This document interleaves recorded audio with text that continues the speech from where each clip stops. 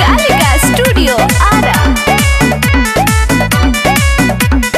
फगुआ के लहर में सुत गनी सट के हमहू मजा ले लेनी तनी करवट के। हे सखी सुनो हो, फगुआ के लहर में सुत गनी सट के हमहू मजा ले लेनी तनी करवट के। आ दिले खूबे रगड़ी गोरा धके डाल देले जीजा जी रंग दिदिया के भके। अरे डाल देले जीजा जी रंग दिदिया के भके।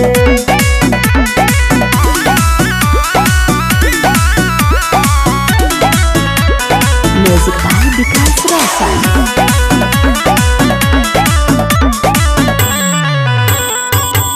अरे नासा में पासा पलट देले जीजा जी घुस गए के चौदरिया में।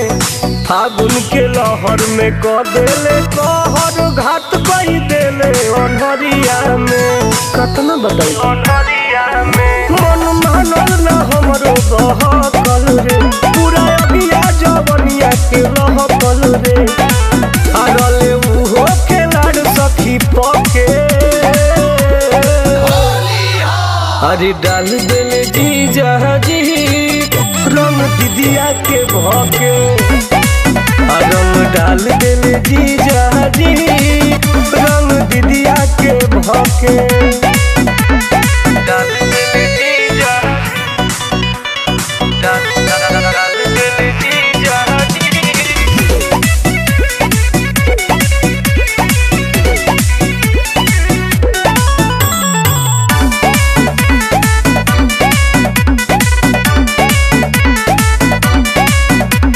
लसर लसर हो गइल गतर गतर भीज गइल कुल्ही समीजवा हो। पाई के मौका क देले धोखा रंग देले चोली के चिझवा हो। रंग देले चोली के चिझवा हो। राजू सैलेश हौवे मिजाजी सखी सारा खइले जवानी के पियाजी सखी। आ बात कही देले टुन टुन से कके। डाल देले जीजा जी रंग दिदिया के भके। डाल देले जीजा जी रंग दिदिया के भके।